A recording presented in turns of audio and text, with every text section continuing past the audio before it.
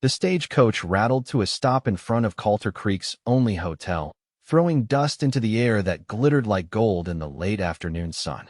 Clara Zimmerman clutched her 3-month-old daughter Emma tightly to her chest, heart pounding against her ribs as she peered through the grimy window. This small Wyoming town would be her new home if the man who'd agreed to marry her would still have her after learning about the child she'd never mentioned in her letters. The year was 1879, and Clara had traveled over 1,000 miles from Philadelphia with nothing but a carpetbag of belongings, the clothes on her back, and a baby she'd sworn to protect at all costs. 23 years old, and already a widow, though that wasn't entirely truthful, she had answered an advertisement in the matrimonial news as her last desperate hope. "End of the line, madam," the driver announced, opening the door and offering his hand. Clara stepped down carefully, adjusting Emma in her arms. The infant had been remarkably well behaved during their journey, as if sensing her mother's precarious situation. Now she slept peacefully, unaware that their future hung by a thread. "Mr. Zane Valentine?" Clara asked the driver, her voice barely audible above the noise of the bustling street. "Do you know where I might find him?" The driver scratched his beard. "Valentine's ranch is about 3 miles outside town. He usually comes in for supplies on Wednesdays." He glanced at the baby and raised an eyebrow, but said nothing. Clara thanked him and moved toward the hotel entrance, wondering if she should wait there or try to find transport to the ranch. She hadn't anticipated arriving with no one to meet her. In her letters, she'd told Zane Valentine she would arrive today, but perhaps the mail had been delayed. As she stood uncertainly on the boardwalk, a tall figure emerged from the general store across the street. He wore a wide-brimmed hat that shadowed his face, but Clara knew instantly this was the man she had come to marry. Something in his straight-backed confidence, in the way others nodded respectfully as he passed, told her this was Zane Valentine. He spotted her almost immediately. A woman alone with a baby was bound to draw attention in a frontier town like Coulter Creek. He paused mid-stride, then crossed the dusty street with purpose. Clara's throat went dry. This was the moment she had dreaded since boarding the train in Philadelphia.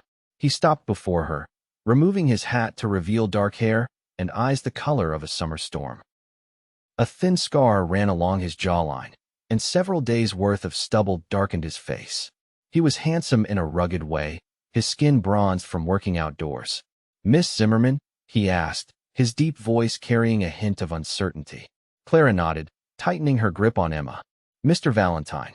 I must explain." Before she could continue, Emma stirred and let out a tiny coo, blinking awake to reveal eyes as blue as a clear Wyoming sky. Zane Valentine's gaze dropped to the infant, and Clara braced herself for anger, for rejection. Instead, a slow smile spread across his face, softening his features and revealing a dimple in his right cheek. "Well now," he said quietly, "looks like I've got 2 reasons to stay in Coulter Creek instead of just 1. Relief washed over Clara like a summer rain, but caution kept her from completely surrendering to it. "You're not upset?" "Why would I be?" He lifted his eyes back to hers. "Your letter said you were looking for a new beginning. Didn't say you were coming alone." He gestured toward her bags. "May I?" Clara nodded, still dumbfounded by his reaction. She had prepared arguments, explanations, even tears if necessary. She had not prepared for acceptance. "My wagon's just down the street," Zane said, easily lifting her trunk. "We can talk on the way to the ranch, if you'd like." His voice held no judgment, only a calm assurance that soothed her frayed nerves. As they walked toward his wagon, Clara felt the curious stares of townspeople. She had expected this, but with Zane by her side, the scrutiny seemed less threatening. He helped her into the wagon with care, ensuring she and Emma were settled before climbing up himself. "Beautiful child," he commented as he flicked the reins, setting the horses in motion. "Boy or girl?" "Girl," Clara answered. "Her name is Emma." Zane nodded. "Strong name. My mother's was Emma." He glanced at Clara.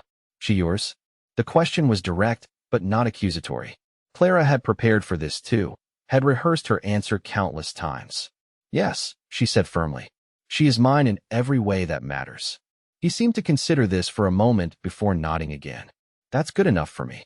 The wagon rattled out of town, and Clara felt a flicker of hope ignite in her chest. Perhaps this arrangement could work after all. Perhaps Wyoming would indeed be the new beginning she so desperately needed. Your letters didn't mention much about your past, Zane said after they had traveled in silence for some time. Clara shifted Emma to her other arm. I was married, she began, sticking to the story she had created. My husband died of pneumonia last winter. I had nowhere else to go. It wasn't entirely a lie. Robert hadn't been her husband, but he had died, leaving her alone and pregnant with his child. A child he had never wanted. A child his family had demanded she deal with quietly. Running away had been her only option. I'm sorry for your loss, Zane said, his eyes on the road ahead. Lost my wife 3 years ago. Childbirth. His voice betrayed no emotion, but Clara saw his knuckles whiten as he gripped the reins. I'm sorry, she whispered, understanding now why he hadn't been shocked by Emma. He knew loss as intimately as she did. They crested a hill, and Clara gasped. Below them stretched a valley of impossibly green grass, dotted with cattle. A creek meandered through it, catching the late afternoon sun. And nestled against a copse of cottonwoods stood a house, not a rough cabin, but a proper 2-story home with a wide porch and smoke curling from the chimney. Welcome to Valentine Ranch, Zane said, a hint of pride in his voice. It's not much, but it's home. It's beautiful, Clara breathed, and she meant it. After the crowded tenements of Philadelphia, the open space and solitude seemed like paradise. As they approached the house, a woman emerged onto the porch, wiping her hands on her apron. She was perhaps 50, with steel gray hair pulled into a severe bun. That's Mrs. Henshaw, Zane explained. She's been keeping house for me since Martha died. Lives in town, but stays out here most days. Clara nodded, suddenly nervous again. What would this woman think of her, arriving unannounced with a baby? Mrs. Henshaw's eyes widened as Zane helped Clara down from the wagon, but her face remained impassive. This is Miss Zimmerman, Mrs. Henshaw, Zane said by way of introduction. And her daughter, Emma. Madam, Mrs. Henshaw acknowledged with a nod. Dinner's nearly ready. I've prepared the guest room. Thank you, Mrs. Henshaw, Zane replied. Miss Zimmerman has had a long journey. Perhaps you could show her upstairs so she can freshen up? As Clara followed Mrs. Henshaw into the house, she caught the older woman's curious glance. Mr. Valentine didn't mention you'd be bringing a child, Mrs. Henshaw said quietly as they climbed the stairs. It was a recent development, Clara replied, choosing her words carefully. I wasn't sure how he would react. Was all Mrs. Henshaw said, but her expression softened slightly as she looked at Emma. Been 3 years since there was a baby in this house. Too long, if you ask me. The guest room was simple but comfortable, with a large bed, a washstand, and a rocking chair by the window. Mrs. Henshaw showed Clara where towels and additional blankets were stored, then excused herself to finish dinner preparations. Left alone, Clara sat in the rocking chair, cradling Emma as she gazed out the window at the vast Wyoming landscape. Had she made the right decision coming here? Zane Valentine seemed kind enough, but she barely knew him. What kind of life would she and Emma have on this remote ranch? We'll be all right, she whispered to her daughter. We have to be. Downstairs, the aroma of roasted chicken and fresh bread made Clara's stomach growl. She hadn't eaten properly in days, saving her meager funds for necessities. After washing her face and hands and changing Emma's diaper, she made her way downstairs, following the sounds of conversation to the dining room. Zane and Mrs. Henshaw fell silent as she entered, and Clara wondered if they had been discussing her. Zane stood and pulled out a chair for her. I've set up a crate with blankets for the little one, Mrs. Henshaw said, gesturing to a makeshift cradle next to Clara's chair. It'll do until we can find a proper cradle. Thank you, Clara said, carefully placing Emma in the crate. The baby sighed contentedly and drifted back to sleep. Dinner was a quiet affair, with Mrs. Henshaw doing most of the talking, informing Clara about the town, the ranch, and the upcoming harvest festival. Clara listened gratefully, relieved not to have to answer too many questions about herself. After dinner, Mrs. Henshaw announced she would be returning to town. I'll be back tomorrow morning, she told Zane. Got some sewing to do for the Millers tonight. Once Mrs. Henshaw had departed, an awkward silence fell over the parlor. Zane stood by the fireplace, staring into the flames, while Clara sat on the sofa with Emma in her arms. I should explain, Clara finally said. About Emma. Zane turned to face her. You don't owe me any explanations, Miss Zimmerman. I think I do, she insisted. You answered my letter expecting a wife, not a ready-made family. He smiled slightly. To be honest, I wasn't sure what to expect. Just knew I couldn't keep living alone. He moved to sit in the armchair opposite her. Ranch this size needs a woman's touch. And I always wanted children. Clara took a deep breath. Emma isn't my biological daughter, she confessed, deciding honesty was the best approach. She's my sister's child. My sister died in childbirth, and her husband. He didn't want the responsibility. This was the story she had crafted, close enough to the truth to be believable, but far enough to protect both her and Emma. I couldn't bear to see Emma sent to an orphanage. So I took her and left Philadelphia. Zane nodded slowly, absorbing this information. You did right by her, he said finally. Family's family. Relief flooded through Clara. You still want to go through with our arrangement? If you do, he replied. I'm offering you a home, Miss Zimmerman. That includes Emma. He leaned forward, his expression earnest. I won't pretend it'll be easy. Ranching's hard work, and Wyoming winters can be brutal. But you'll never want for food or shelter, and I'll treat you with respect. It was more than Clara had dared hope for. Then yes, I would like to go through with our arrangement. But, she hesitated. I'd prefer if we could take some time to get to know each other before the wedding. Of course, Zane agreed readily. There's no rush. You can stay in the guest room as long as you need. He stood, stretching his tall frame. I rise early to work with the cattle, but you can sleep as late as you like. Mrs. Henshaw will show you around tomorrow. As Clara prepared for bed that night, she felt a cautious optimism take root in her heart.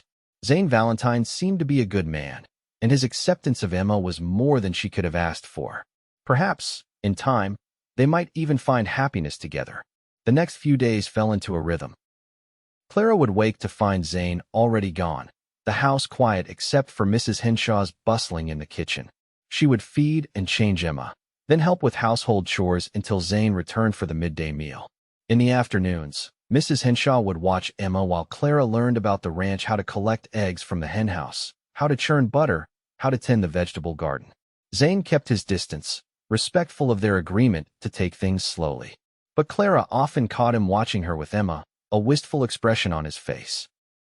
In the evenings, they would sit in the parlor, Zane reading aloud from the newspaper while Clara sewed or mended.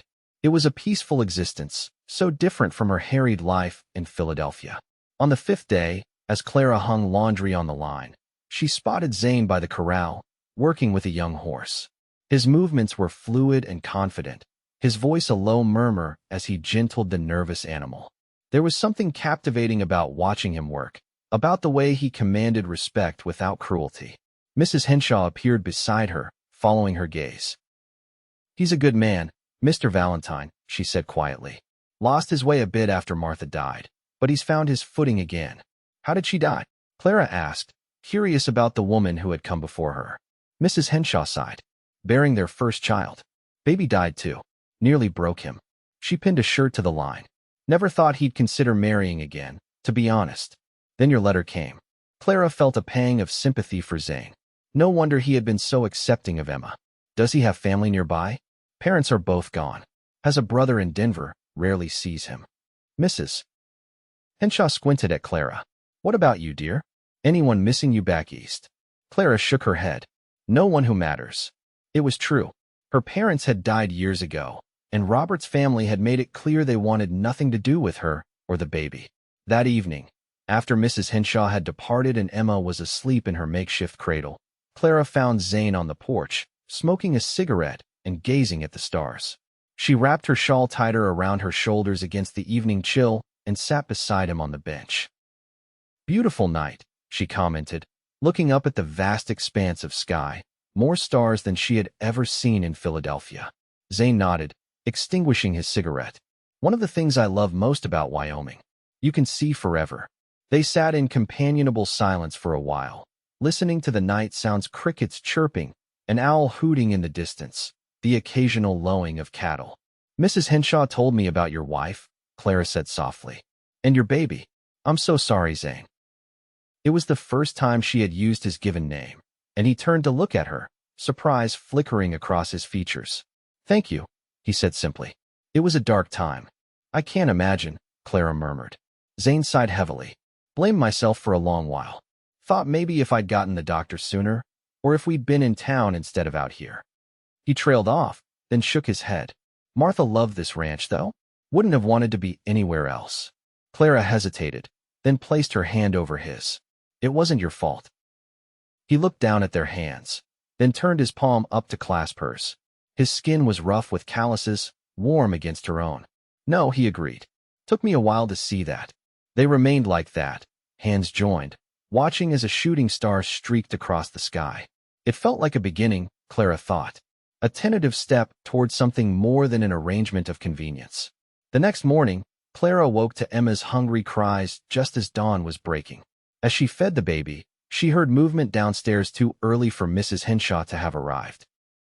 Curious, she dressed quickly and went to investigate, finding Zane in the kitchen, attempting to fry eggs. Good morning, he said, looking up with a sheepish smile. Thought I'd make breakfast before heading out. Not much of a cook, I'm afraid. Clara smiled, setting Emma in her crate. Let me help. Together, they prepared a simple meal of eggs, bacon, and biscuits left by Mrs. Henshaw the previous day.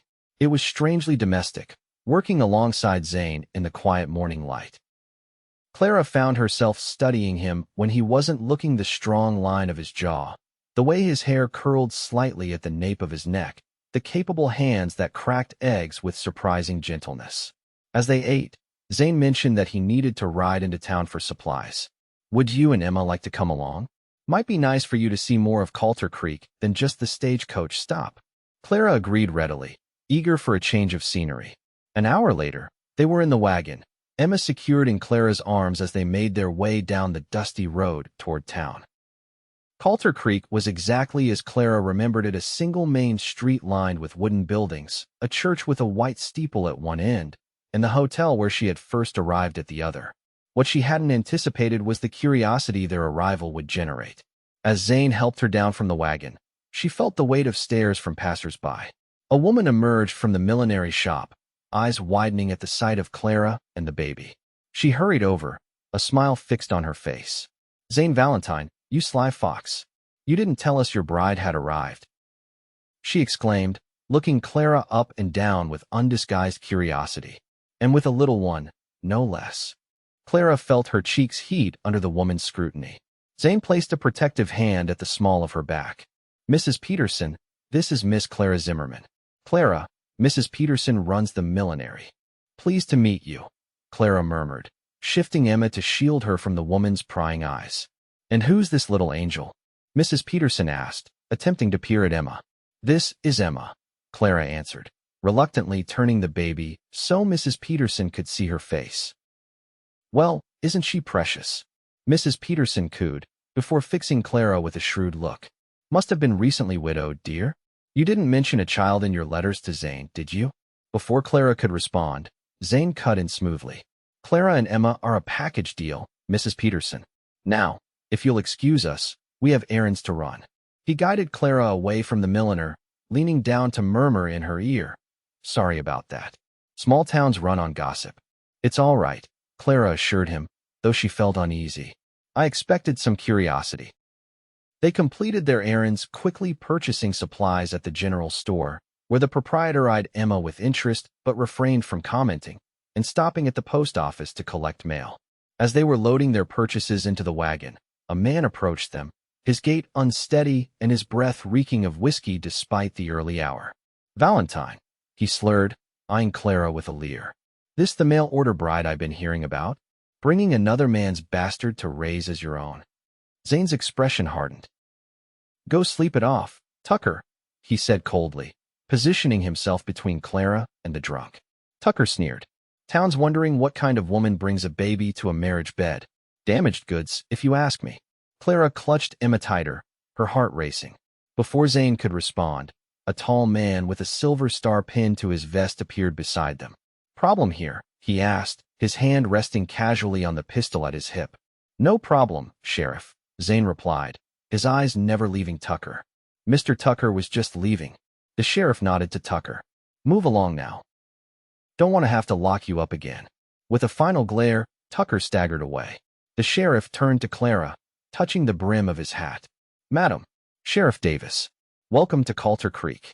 Thank you, Sheriff, Clara managed, still shaken by the encounter. Don't mind Tucker, the sheriff advised. More mouth than sense, especially when he's been drinking. After the sheriff had moved on, Zane helped Clara into the wagon, his jaw tight with anger. I'm sorry about that, he said as he climbed up beside her. Tucker's had it in for me since I outbid him on some grazing land last year. Clara nodded, but remained silent as they left town, the confrontation having shattered her brief feeling of belonging. It was a harsh reminder that her situation was precarious, that the story she had constructed could unravel at any moment. They were halfway back to the ranch when Zane pulled the wagon to a stop beside a small creek. Thought we could rest the horses, he explained, jumping down and offering his hand to Clara. She accepted his help, grateful for the chance to stretch her legs. Emma had fallen asleep, so Clara laid her gently on a blanket in the shade of a cottonwood tree. Zane produced a canteen and offered it to Clara before taking a drink himself. What Tucker said back there, he began, setting the canteen aside. It won't be the last time we hear talk like that. Clara looked down at her hands. I know. People will gossip no matter what we do, Zane continued. But it might be easier if... He hesitated, then seemed to gather his courage. If we were actually married. Clara's head snapped up. What? Zane met her gaze steadily. I'm not proposing we rush into anything. But I've been thinking. It might be best for Emma if we didn't wait too long. Give her a proper name, a proper family. But we barely know each other, Clara protested, though her heart had begun to race for reasons that had nothing to do with fear. I know you're kind, Zane said simply. I know you're brave had to be to come all this way alone with a baby. I know you work hard and don't complain.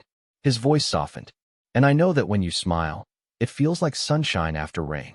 Clara stared at him, speechless. No one had ever spoken to her like that, not even Robert during their brief courtship. I'm not asking for an answer now, Zane assured her. Just something to think about. He turned to check on the horses, giving her space to compose herself. As they continued their journey back to the ranch, Clara found herself watching Zane with new eyes. In the week she had known him, he had shown her nothing but kindness and respect. He had accepted Emma without question, had defended them both against Tucker's cruel words. Could she find happiness with this quiet, steady man? The next few days brought a flurry of activity as preparations began for the Harvest Festival. Mrs. Henshaw informed Clara that it was the biggest social event of the season, with families coming from miles around to celebrate. Everyone will want to meet you, Mrs. Henshaw said as she kneaded dough for the pies she was baking for the occasion. Best to look your finest. Clara frowned, looking down at her simple dresses. I'm afraid I don't have anything suitable for a festival. Mrs. Henshaw eyed her thoughtfully. Martha left some dresses behind. About your size, I'd reckon. If you don't mind. Clara hesitated. Would Zane object to her wearing his dead wife's clothes? But practicality won out. If you think it would be appropriate. Later that afternoon, Mrs. Henshaw brought down a trunk from the attic. Inside were several dresses, all well made, but in the simpler style favored by ranch wives rather than city women. Clara selected a blue calico that would need only minor alterations to fit her slimmer frame. As she was returning the other dresses to the trunk, her hand brushed against a small leather-bound book. Curious, she opened it to find it was a journal, the pages filled with a flowing feminine script. Martha's diary. Clara quickly closed the book, feeling like an intruder. But temptation got the better of her, and she slipped it into her pocket, telling herself she would just glance at it to learn more about the woman whose place she was taking. That night, after Emma was asleep and Zane had retired to his room, Clara lit a lamp and opened the diary.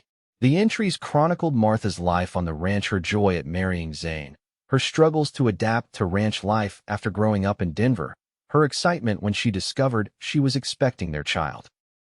The final entry was dated just a week before she died. Zane finished the cradle today. It's beautiful, made of pine with little carved horses along the sides. He's going to be such a wonderful father. I can't wait to see him holding our child. I've never been so happy or so frightened. Mother keeps writing about the dangers of childbirth, especially out here where doctors are scarce. But Zane promises he'll fetch Dr. Mason at the first sign of labor. I trust him with my life. With our future. Clara closed the book, tears streaming down her face. Poor Martha, so full of hope, unaware that she would never see her child or the man she loved again. And poor Zane, left alone with his grief and guilt. She was still crying when a soft knock came at her door. Hastily wiping her eyes, she called, "Come in." Zane entered, looking concerned. "I saw the light under your door. Is everything all right? Is Emma sick?" Clara shook her head, unable to hide the evidence of her tears. "I'm sorry, She gestured helplessly at the diary on her lap. Understanding dawned in Zane's eyes. He crossed the room and sat beside her on the bed. "Where did you find that?" "In the trunk with the dresses. I shouldn't have read it. I'm sorry." To her surprise, Zane didn't seem angry. "No need to apologize. Martha would have liked you, I think." He took the diary gently from her hands, running his thumb over the worn cover. "I couldn't bring myself to read it after she died. Too painful." Clara watched as he opened the book to the last page, his eyes scanning the words his wife had written. "She was happy," he said softly, a statement rather than a question. "Yes," Clara confirmed. "She loved you very much." Zane closed the diary and set it aside.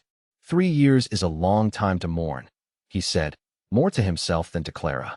"Martha wouldn't have wanted me to be alone forever." Clara reached for his hand, squeezing it gently. "No, she wouldn't have." They sat in silence for a moment, the connection between them deepening without words. Finally, Zane spoke again. "The cradle she mentioned. It's in the attic. I couldn't bear to look at it after. But maybe it's time to bring it down. For Emma." Clara's heart swelled with emotion. "I think that would be wonderful." Zane stood, still holding her hand. "Tomorrow, then. Get some rest, Clara." As he turned to leave, Clara called after him. "Zane." He paused, looking back. "Thank you. For everything." He smiled, that same slow smile that had welcomed her and Emma on their first day in Coulter Creek. "No need for thanks. We're family now." Family. The word echoed in Clara's mind long after Zane had gone. Was that what they were becoming?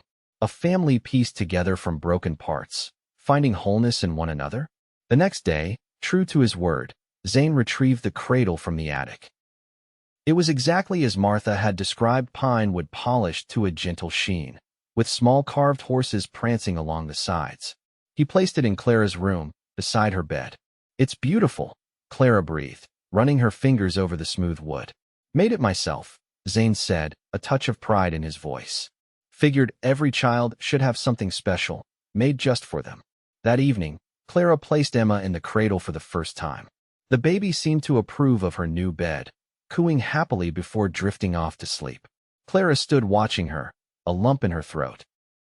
This moment felt significant, as if Emma was truly being welcomed into the Valentine home. Zane appeared in the doorway, his expression soft as he observed the sleeping child. "Fits her perfect," he commented. Clara nodded, unable to speak past the emotion clogging her throat. Zane moved to stand beside her, their shoulders almost touching as they gazed down at Emma. "I've been thinking about what you said," Clara finally managed. "About getting married sooner rather than later." Zane turned to face her, his eyes searching hers. "And I think you're right. For Emma's sake." She paused, gathering her courage. "And perhaps for ours, too." The smile that spread across Zane's face was like the sun breaking through clouds. "Are you sure, Clara? I don't want to rush you." "I'm sure," she replied, surprising herself with how true it felt. "It may not be the most conventional beginning, but I think we could have a good life together, Zane." He took her hands in his expression serious despite his smile. "I'll do right by you both, Clara. I promise you that." "I know you will," she said softly. They stood there, hands clasped, the sleeping baby between them, and Clara felt something bloom in her chest, a feeling of rightness, of belonging. It wasn't the passionate love she had once felt for Robert, but perhaps it was something more enduring, something built on respect and shared purpose. "The Harvest Festival is in 2 days," Zane said. "Pastor Williams will be there. We could speak to him about performing the ceremony the following Sunday, if you'd like." Clara nodded. "That would be perfect." 2 days later, Clara found herself adjusting the blue calico dress as Mrs. Henshaw helped style her hair for the Harvest Festival. The older woman had been practically vibrating with excitement since learning of their decision to marry. "About time," she had declared. "That poor man's been alone too long." Emma, dressed in a new gown sewn by Mrs. Henshaw, lay contentedly in her cradle, watching the proceedings with wide eyes. At 3 months old, she was becoming more alert each day, responding to voices and smiling readily, especially at Zane. "There," Mrs. Henshaw said, placing the final pin in Clara's hair. "You look lovely, dear." Clara examined her reflection in the mirror. The blue dress brought out the color in her eyes, and Mrs. Henshaw had arranged her hair in a becoming style, with soft curls framing her face. She looked happy, more relaxed than she had been in months. Zane was waiting at the foot of the stairs, dressed in what Clara assumed were his Sunday best, a clean white shirt, dark vest, and trousers without a speck of dust on them. He had trimmed his beard and slicked back his hair, and for a moment, Clara didn't recognize him. Then he smiled, and he was Zane again, her Zane, she realized with a start. "You look beautiful," he said, his voice rough with emotion. "Thank you," Clara replied, feeling a blush rise to her cheeks. "You clean up rather well yourself." Mrs. Henshaw bustled down the stairs behind her, carrying Emma. "Come along, you two. Festival starts at noon, and we don't want to be late." The Harvest Festival was held in a large meadow on the outskirts of town. Tables groaned under the weight of food brought by every family in the area, and a group of musicians played lively tunes on fiddles and banjos. Children ran and played games, their shrieks of laughter carrying on the crisp autumn air. As Mrs. Henshaw had predicted, everyone wanted to meet Clara and see the baby. To Clara's relief, most were welcoming, though she caught the occasional whisper behind hands as she passed. Zane remained by her side, his hand a steady presence at her back, introducing her as Miss Zimmerman, my fiancée, with unmistakable pride in his voice. Pastor Williams, a jovial man with a shock of white hair, was particularly warm in his greeting. "Zane tells me you're to be married next Sunday," he said, smiling at Clara. "A joyous occasion indeed." "Thank you, Pastor," Clara replied. "We're looking forward to it." As the afternoon wore on, Clara found herself genuinely enjoying the festival. The food was delicious, the company pleasant, and even Tucker kept his distance, perhaps warned off by the sheriff who kept a watchful eye on proceedings. After the meal, the musicians struck up a tune for dancing. Zane turned to Clara, a question in his eyes. "Would you care to dance, Miss Zimmerman?" Clara hesitated. "I'm not very good, I'm afraid." "Neither am I," Zane admitted with a laugh. "But I reckon we can stumble through it together." Mrs. Henshaw appeared at Clara's elbow. "I'll watch the little one. You two go on." With that, Clara found herself in Zane's arms, being led into a simple waltz. He was more graceful than he had let on, guiding her confidently through the steps. Clara relaxed into his hold, enjoying the feeling of being led by someone so steady and sure. "Everyone's watching us," she murmured, noticing the interested glances from the crowd. "Let them watch," Zane replied, his eyes never leaving hers. "They're just jealous because I'm dancing with the prettiest woman here." Clara laughed, the sound coming easily and naturally. "Mr. Valentine, I do believe you're flirting with me." "Trying to," he admitted with a grin. "Is it working?" "Perhaps," she teased, surprised by her own boldness. As they danced, Clara caught sight of Mrs. Henshaw showing off Emma to a group of admiring women. The baby was awake and alert, seemingly fascinated by the colorful decorations and the music. Clara's heart swelled with love for her daughter and gratitude for the acceptance they had found in Coulter Creek. The dance ended, and Zane led her to a quiet spot beneath an oak tree, away from the crowd. "Happy?" he asked, studying her face. "Yes," Clara answered honestly. "I didn't expect to be when I first came here, but I am." Zane's expression grew serious. "There's something I've been wanting to ask you, Clara." "About Emma." Clara tensed. "What about her?" "After we're married," he said slowly, "I'd like to formally adopt her. Make her a Valentine in name as well as in fact."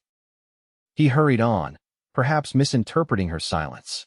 "Only if you're comfortable with it, of course." "I just thought—" "Yes," Clara interrupted, tears springing to her eyes. "Yes, I would like that very much." Zane's smile was radiant. "Good. That's good." Impulsively, Clara rose on her tiptoes and pressed a kiss to his cheek.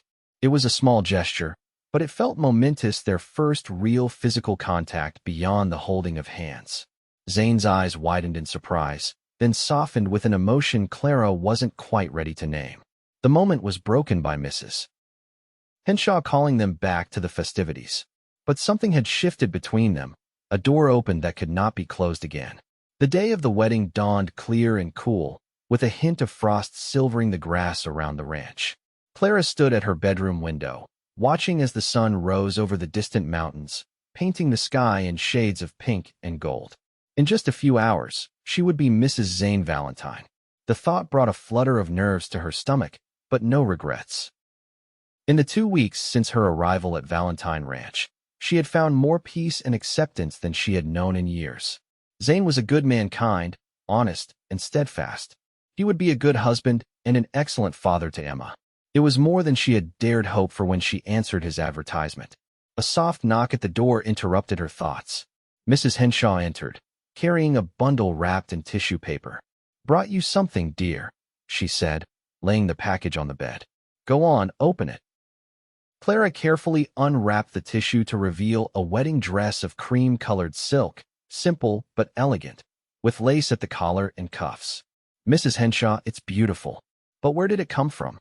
"It was my daughter's," Mrs. Henshaw explained. "She's living in California now, married to a banker.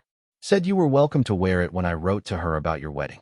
Touched beyond words, Clara embraced the older woman. "Thank you. It's perfect." Mrs. Henshaw patted her back. "You deserve a proper wedding dress, my dear. Now, let's get you ready. Can't keep the groom waiting too long." An hour later, Clara descended the stairs to find Zane waiting in the parlor, dressed in a dark suit she had never seen before. His eyes widened as he caught sight of her, and he took an involuntary step forward. "Clara," he breathed. "You look—" "I don't have words." Clara smiled, feeling a blush rise to her cheeks. "Thank you.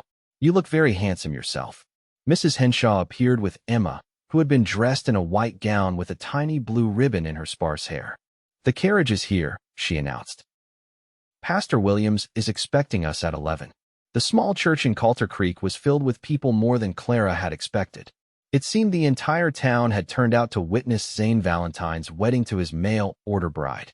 As Clara walked down the aisle on the arm of Sheriff Davis, who had gallantly offered to give her away, she saw Mrs. Peterson from the millinery, the general store proprietor and his wife, and even Tucker, looking surprisingly sober in the back row. Zane waited for her at the altar, his face solemn but his eyes warm. Beside him stood his foreman, a quiet man named Frank whom Clara had met only briefly. Mrs. Henshaw sat in the front pew, holding Emma. Pastor Williams smiled as Clara reached the altar. "Dearly beloved," he began, his voice carrying clearly through the small church. "We are gathered here today to witness the union of Zane Valentine and Clara Zimmerman in holy matrimony." The ceremony was simple and traditional.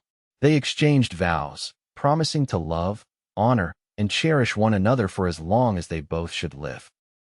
When Zane slid the ring onto Clara's finger, a simple gold band that had belonged to his mother, his hand trembled slightly, and Clara felt a surge of tenderness toward this strong man who was allowing himself to be vulnerable again.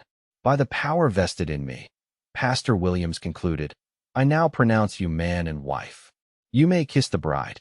Zane hesitated, perhaps aware of their audience. Then, with gentle determination, he leaned down and pressed his lips to Clara's in a kiss that was brief but full of promise. The congregation erupted in applause, and Mrs. Henshaw dabbed at her eyes with a handkerchief. As they turned to face their well-wishers, Clara caught sight of Emma, who was watching the proceedings with wide-eyed fascination. "Mrs. Valentine," Zane murmured, the name sounding right on his lips. "Shall we take our daughter home?" "Our daughter." The words filled Clara with a joy so profound she could scarcely breathe. "Yes," she whispered. "Let's go home."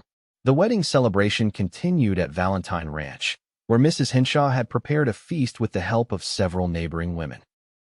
The house was filled with laughter and conversation, and Clara found herself the center of attention, accepting congratulations and well wishes from people who had been strangers just weeks before. As the afternoon waned, guests began to depart, until only Mrs. Henshaw remained, tidying the kitchen and preparing to return to town for the night. She hugged Clara tightly before leaving. "Be happy, dear," she whispered. "You both deserve it." Then they were alone, Zane, Clara, and Emma, a family in truth as well as in name. Clara put Emma to bed in the cradle, which had been moved to the room that would now be hers and Zane's. The baby fell asleep quickly, exhausted from the excitement of the day. When Clara emerged from behind the dressing screen, wearing the nightgown Mrs. Henshaw had helped her make, she found Zane sitting on the edge of the bed, his expression uncertain. "Clara," he began, "I want you to know that I don't expect. That is, we can take our time with the physical aspects of marriage. I'm content to wait until you're ready." Clara crossed the room to stand before him, touched by his consideration. "Zane," she said softly, taking his hands in hers, "I am your wife now, in all ways." He searched her face, looking for any sign of hesitation. Finding none, he drew her gently onto his lap, his arms encircling her waist. "I want to do right by you, Clara Valentine," he murmured, the name still new and wonderful to her ears. "You already have," she assured him, resting her forehead against his. "From the moment we met." His kiss this time was different from the chaste one they had shared in the church. This was a man kissing his wife, claiming her as his own. Clara responded with a passion that surprised her, her arms twining around his neck as she pressed herself closer. Later, as they lay tangled in the sheets, Zane's arm a comforting weight across her waist, Clara reflected on the strange path that had led her to this moment. 6 months ago, she had been a frightened young woman, fleeing from shame and rejection. Now she was a wife and mother, loved and respected, with a home and a future. "What are you thinking?" Zane murmured, his breath warm against her ear. Clara turned in his arms to face him. "I'm thinking how fortunate I am to have found you." He brushed a strand of hair from her face, his expression tender. "I'm the fortunate one, Clara. You and Emma. You've brought life back to this ranch. Back to me."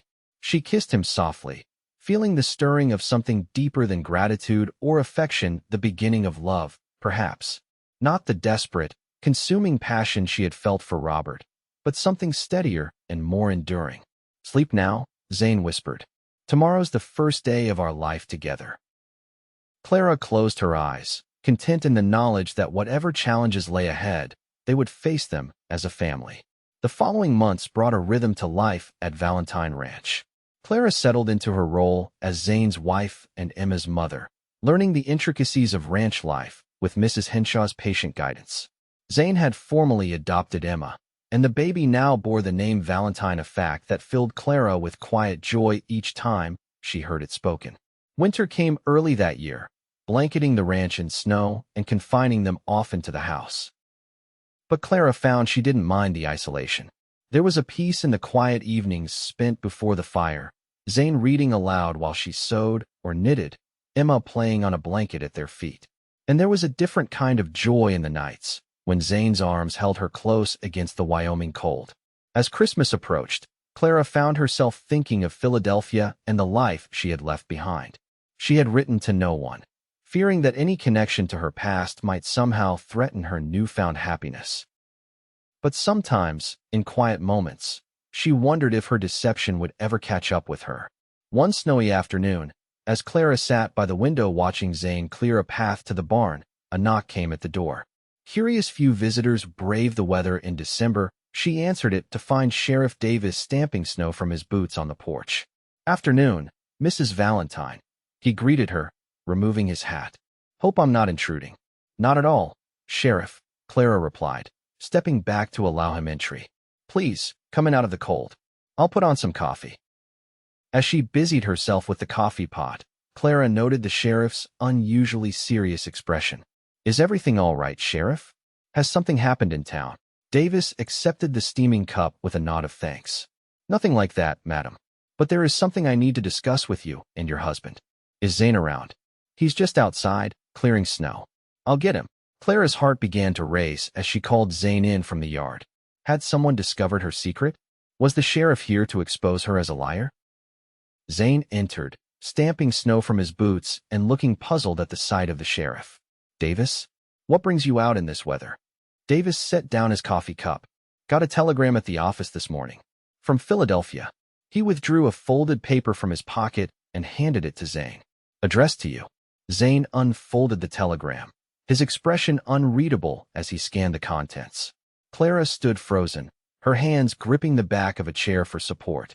"It's from a man named Robert Blackburn," Zane said finally, looking up at Clara. Says he's been searching for his wife, Clara, and their daughter. Says they disappeared from Philadelphia 6 months ago. He paused, his eyes never leaving Clara's face.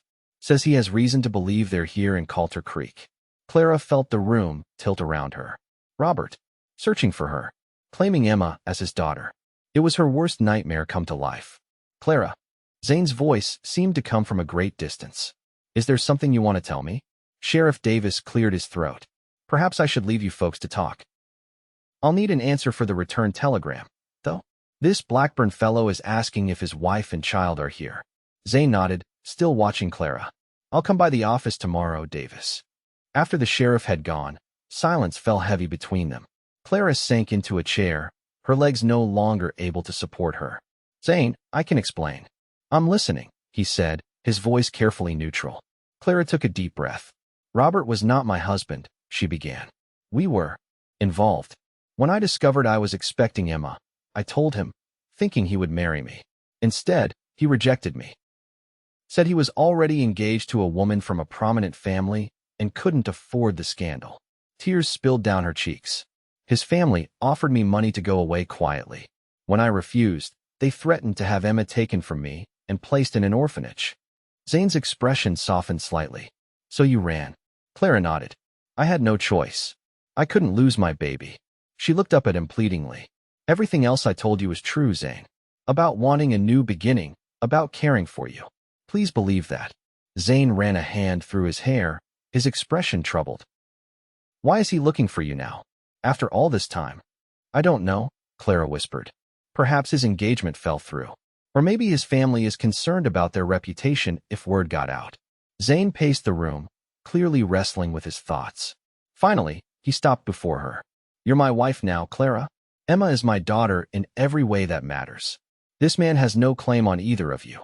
Relief flooded through Clara. You're not angry with me? For protecting your child? Never. He knelt before her chair, taking her hands in his. But no more secrets between us, Clara. We're a family. Whatever comes, we face it together. Clara nodded, fresh tears spilling down her cheeks. I was so afraid you would send us away if you knew the truth. Zane's eyes darkened. Never, he said fiercely. You and Emma belong here, with me. He pressed his forehead to hers. I love you, Clara Valentine. Both of you. It was the first time he had spoken those words, and they washed over Clara like a blessing. I love you too, Zane. So much. The next day, Zane rode into town alone. When he returned hours later, his expression was grim but determined. I sent a telegram, he told Clara. Informed Mr. Blackburn that Clara Blackburn is not in Coulter Creek. That my wife, Clara Valentine, and our daughter, Emma Valentine, are living here happily and have no desire for contact with him. What if he comes anyway? Clara asked, fear knotting her stomach. Zane's jaw set in a hard line. Then he'll find himself facing not just me, but the entire town. Sheriff Davis has agreed to keep an eye out for any strangers asking questions. He took her hand. You're safe here, Clara. I promise you that. Weeks passed with no further word from Philadelphia. As winter deepened, the ranch became increasingly isolated, accessible only by horseback when the snow allowed. Clara began to relax, to believe that perhaps Robert had given up his search. Spring came late but gloriously to Wyoming, melting the snow and turning the valley a vibrant green. Emma celebrated her first birthday with a small party attended by Mrs. Henshaw and a few neighbors. She was walking now, toddling determinately across the parlor floor and babbling a growing vocabulary that included Mama and Papa, the latter directed at Zane with an adoration that never failed to bring a smile to his face. It was on a warm May afternoon that Clara, hanging laundry in the yard, spotted a rider approaching the ranch. Her heart skipped a beat, but she relaxed when she recognized Sheriff Davis's familiar figure. Afternoon, Mrs. Valentine, Davis called as he dismounted. Zane around. He's in the barn, Clara replied, shielding her eyes against the sun. Is everything all right, Sheriff?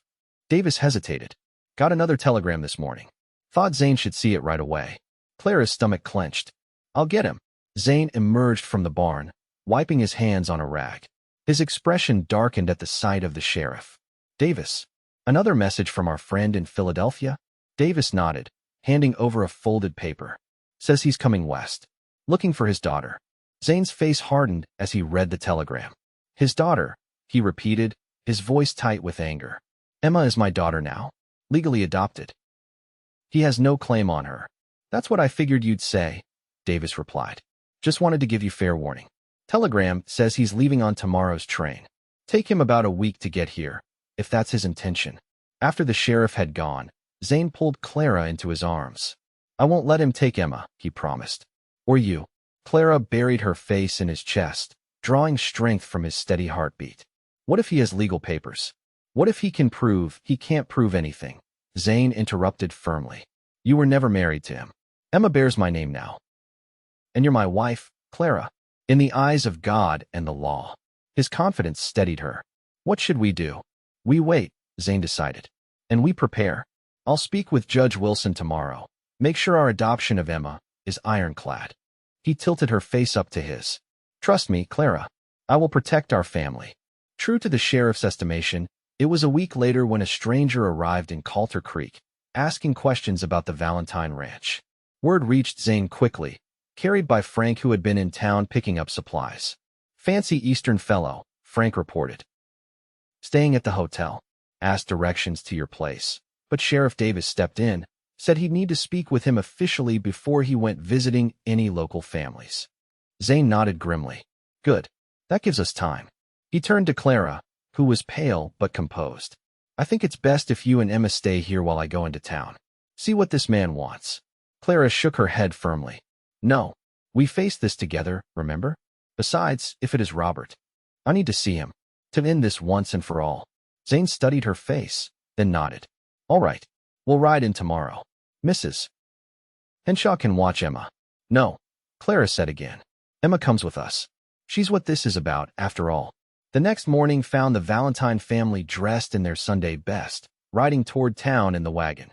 Emma, resplendent in a new dress sewn by Clara, babbled happily from her mother's lap, unaware of the tension radiating from both her parents. They found Sheriff Davis waiting for them outside his office. He's inside, Davis informed them. Been quite insistent about seeing you. Says he has legal papers. What kind of papers? Zane demanded. Claims to have proof the child is his, Davis replied. And some documents saying he has a right to her. I'm no lawyer, though. Clara clutched Emma closer. He has no rights to her. He rejected us both. Zane placed a steadying hand on her shoulder. Let's hear what he has to say. Then we'll decide how to proceed. The man who rose from his chair as they entered the sheriff's office was exactly as Clara remembered, tall and handsome in an aristocratic way, immaculately dressed in a suit that must have cost more than a ranch hand's yearly wage. His blonde hair was perfectly styled, his mustache neatly trimmed. But his blue eyes, once warm with false promises, were now cold and calculating. Clara, he said, taking a step toward her. Thank God I found you. Zane moved smoothly between them. That's Mrs. Valentine to you, sir. Robert Blackburn's eyes narrowed. I understand you've been sheltering my fiancé and child. I've come to take them home to Philadelphia. Your fiancé? Clara repeated incredulously. You made it very clear I was nothing to you when I told you about the baby. Robert had the grace to look uncomfortable. I was shocked, Clara, unprepared for the responsibility. But I've come to make things right. He reached into his coat and withdrew a folded document. I have a statement here from a doctor in Philadelphia, confirming that you were carrying my child when you disappeared, and a letter from a judge stating my rights as the father. Sheriff Davis took the papers, examining them closely before handing them to Zane. These might hold weight in Philadelphia, Mr. Blackburn, but out here in Wyoming territory, things are different. Mrs. Valentine is legally married, and the child has been legally adopted by her husband.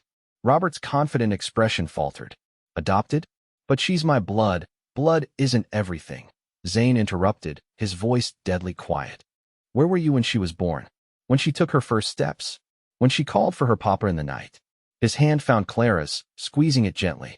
Emma is my daughter in every way that matters. And Clara is my wife. Robert's face flushed with anger. You can't just take another man's child. You gave up any claim to her when you rejected us both, Clara cut in, finding her courage. You were ashamed of me. Of her. She looked down at Emma, who was watching the proceedings with solemn eyes. Zane has never been ashamed. He loved her from the moment he saw her. A tense silence filled the office. Finally, Robert spoke again, his voice tight with suppressed rage. I have money, influence. I can make this very difficult for you. You're welcome to try, Sheriff Davis drawled. But I should warn you, Mr. Blackburn, Wyoming folks tend to stick together against outsiders causing trouble, especially when it involves breaking up a family. As if on cue, the door to the sheriff's office opened, and Pastor Williams entered, followed by Judge Wilson. Ah, Sheriff, I was told you needed some legal and spiritual counsel regarding a family matter. Sheriff Davis's expression remained impassive, but Clara caught the glint of satisfaction in his eyes. Indeed, Pastor. Judge, this gentleman from Philadelphia believes he has a claim on the Valentine child. Judge Wilson, a stern-faced man with bushy eyebrows, held out his hand for the papers Robert had brought. After studying them, he shook his head. These hold no legal weight in Wyoming territory, sir. The child was legally adopted by Mr. Valentine with all proper documentation filed. As for any claim you might make on Mrs. Valentine, he peered at Robert over his spectacles. Were you and the lady ever legally married? No, but then she has committed no wrong in marrying Mr. Valentine, Judge Wilson concluded. In the eyes of the law, this matter is clear. The child belongs to her legal parents, Mr. and Mrs. Valentine. Pastor Williams stepped forward. If I might add, in the eyes of God, a father is one who loves and nurtures a child. From what I have witnessed, Zane Valentine has been an exemplary father to little Emma. Robert looked from one face to another, clearly realizing he was outnumbered and outmaneuvered. His confident demeanor crumbled, replaced by bitter resignation. So that's it. You're just going to keep her from her real father. Zane is her real father, Clara said firmly. The only one she has ever known. The only one she will ever need. She stepped closer to Robert, Emma still in her arms. Let her go, Robert. Let us go. We're happy here. For a moment, something like genuine regret crossed Robert's face. He looked at Emma, who stared back at him with no recognition, then at Clara, standing tall and confident beside her husband. I made a mistake, he admitted quietly. When I sent you away, I didn't realize what I was losing. No, Clara agreed. You didn't. Robert straightened his shoulders, some of his dignity returning. I won't contest this further. But if the child ever wants to know about her heritage, her blood family. She knows who her family is, Zane said, but his voice had lost its edge. But if, when she's grown, she has questions, we won't keep the truth from her. It was a concession Clara hadn't expected, but one she found she agreed with. Emma deserved to know her history someday, when she was old enough to understand. Robert nodded, then reached into his pocket and withdrew a small package. I brought this for her. A christening gift, of sorts. May I? After a moment's hesitation, Clara nodded. Robert approached carefully, holding out the package. It was my mother's, he explained. A locket. I thought, well, perhaps you could give it to her when she's older. Tell her it came from her. From me. Clara accepted the small package. Thank you. I will. With that, Robert Blackburn bowed slightly to the room at large, placed his hat on his head, and walked out of the sheriff's office and out of their lives. The ride back to Valentine Ranch was quiet, each lost in their own thoughts. Emma, exhausted from the excitement, fell asleep against Clara's shoulder. As they approached home, Zane finally broke the silence. Are you all right? He asked, his eyes concerned as he glanced at Clara. She nodded, a weight lifted from her shoulders. Yes. For the first time in a very long time, I think I truly am. She smiled at him, her heart full. Thank you, Zane, for everything. He returned her smile, reaching over to brush a strand of hair from her face. No need for thanks between family, Clara Valentine. Family. Yes, that's what they were. Not perfect, not conventional, but bound by something stronger than blood, by choice, by commitment, by love. As the wagon pulled up to the house, Clara spotted Mrs. Henshaw on the porch, her face anxious until she saw them all returning together. Zane lifted Emma gently from Clara's arms, cradling the sleeping child against his chest with the ease of a man who had done so 100 times before. Home, he said simply, offering Clara his free hand. She took it, squeezing it tightly. Home, she agreed. That night, after Emma was tucked into her crib and the house was quiet, Clara joined Zane on the porch. They sat side by side on the bench, watching as stars appeared one by one in the darkening sky. "I've been thinking," Zane said after a while, "about what you said when you first arrived, that you had 2 reasons to stay in Coulter Creek." Clara smiled at the memory. "You were very kind that day, when most men would have turned us away." Zane shook his head. "Not kindness. I saw something in you, Clara. Strength. Courage. The same things I see every day now." He took her hand. "But I was thinking, perhaps we could add another reason to stay." Clara turned to him, puzzled. "What do you mean?" His smile was tender as he placed a hand gently on her abdomen. "I was thinking Emma might like a little brother or sister. If you're agreeable." Joy bubbled up inside Clara, expanding until she thought her heart might burst with it. "I think that's a wonderful idea, Mr. Valentine," she said, leaning in to kiss him under the Wyoming stars. 6 months later, as the first snow of winter began to fall, Clara gave birth to a son. They named him William, after Zane's father. Emma, now nearly 2 years old and speaking in full sentences, was fascinated by her baby brother, peering into his cradle with solemn curiosity. "My brother," she would announce proudly to visitors, her small hand gently patting his blanket-wrapped form. And Clara, watching her family, the husband who had accepted her with all her secrets, the daughter who had brought them together, the son who was the physical embodiment of their love, knew that she had found what she had been searching for all along. Not just safety or security, but belonging, love, home. She had come to Wyoming as a desperate woman with a baby, seeking shelter from a storm of her own making. She had found not just shelter, but a haven. Not just acceptance, but love. Not just a house, but a home. 2 reasons to stay had become 1,000. And Clara Valentine, once a frightened mail-order bride, knew she would never leave.